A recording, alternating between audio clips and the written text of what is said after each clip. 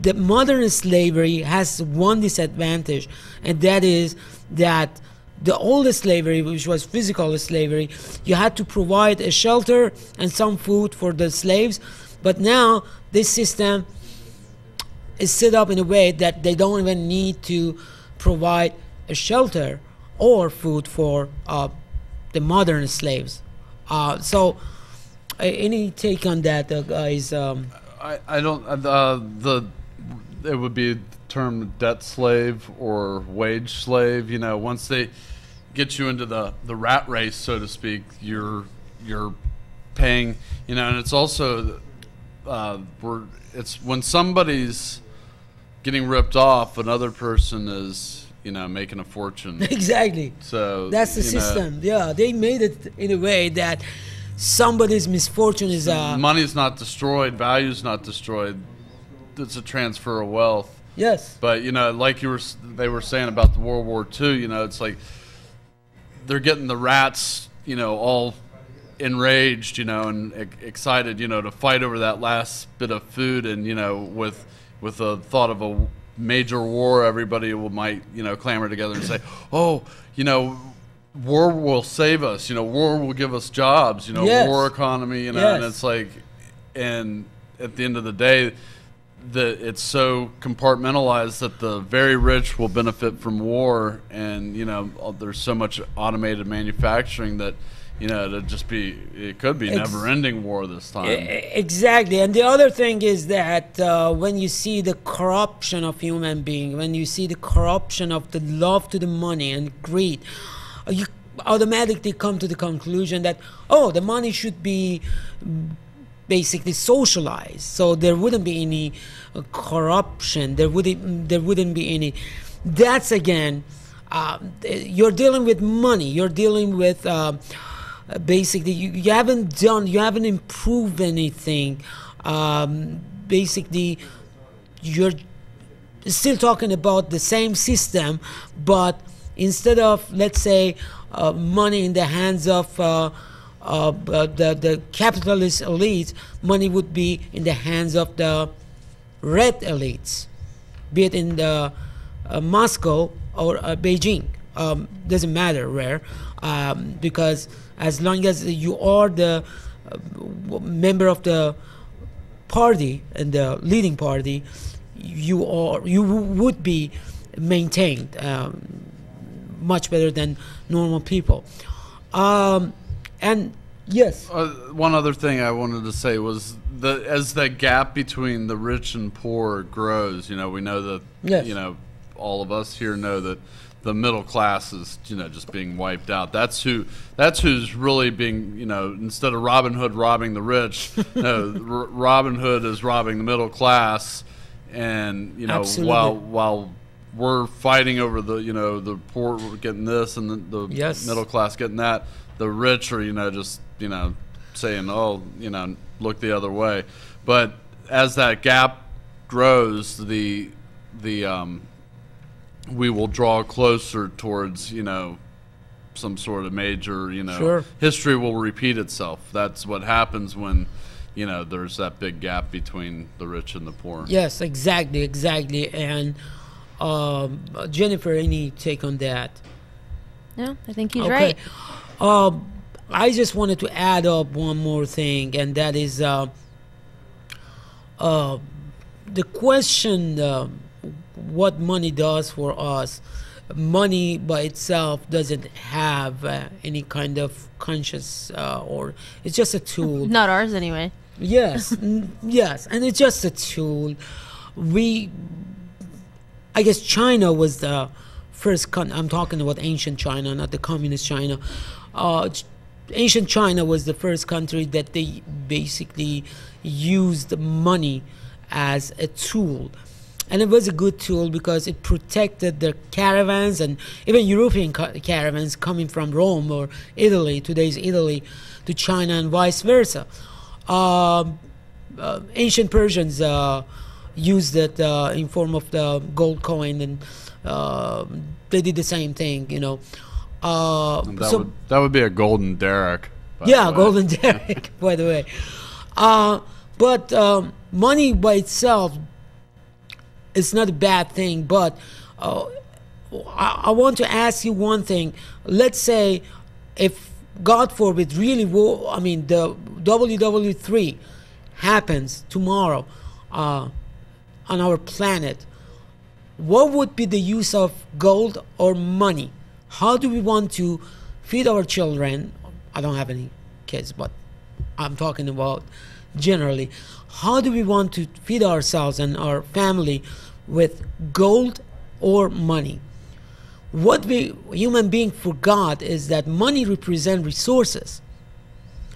So maybe somewhere and sometime down the road, we remember that our economy should be reestablished and rebuilt based on the resources and not the money. But until then, I totally believe that this would be our situation unless and until we break the pattern and we ask the question, can we change? And we should start it from ourselves, because we may not be able to change the world because we don't have really control of our neighbors or even family. I don't have a control of my brother to tell him what to do or what not to do, but I can change myself. That's what I could do. And let's start from ourselves. I don't know if we have time or not. One last clip is 1 minute and 25 seconds clip by the same person, Mark Hamilton. If you could roll that for us, Sam, that would be fantastic. And after that, we have to wrap up the show. And this next level, this next emotional level of love, and this perspective of mankind as one, everybody benefiting and contributing to super puzzles. And therefore, this is not, understand something here, this is not egalitarianism, this is not collectivism. These communism, socialism, political and philosophies, political and philosophical systems have hijacked throughout history, have hijacked the whole concept of loving, of love and loving mankind and loving each other, and have hijacked this with fool's love, as I write about. I won't take the time now to describe it, but in the prime literature, fool's love, which is basically illusions of really taking advantage and suppressing people, and toll booth compassion. I want you to understand this, that love has been hijacked and been presented and brought through in these horribly tyrannical political systems like communism, this so-called love for the fellow man. Thank you, parties. Welcome back. And that's all we had for today, ladies and gentlemen. Let's get some suggestions from you guys. Any comments, any last suggestions to people? Get involved in your local elections, local activities, and remember this: do your research on every single candidate as long as you could, because you need to know who is going to represent you. Who's who in the zoo? That was good. And Jennifer, anything? I don't think so. Okay. Thank you so much. And like I always say, don't worry, be happy. Thank you so much. You have a wonderful night. And the next show is the 9/11 Truth. Stay tuned. Don't go anywhere.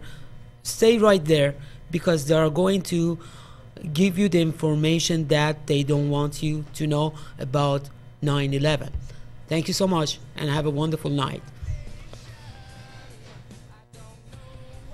We should do right before the election the show. Now is our bad creation. There must be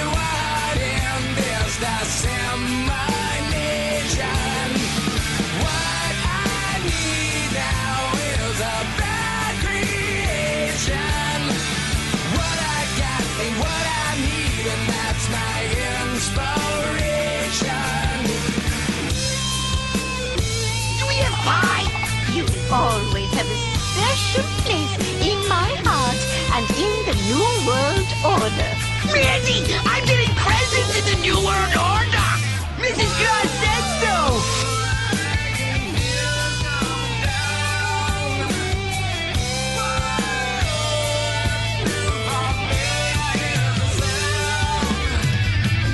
This won't do. It feels like the end of the world is coming. It's now upon me. What I need now is a bad creation. There must be one in this dissemination. What I need now is a bad creation. What I got and what I need, and that's my inspiration. And that's my inspiration. Yeah, that's my inspiration. Yeah, that's my inspiration. Yeah, that's my inspiration.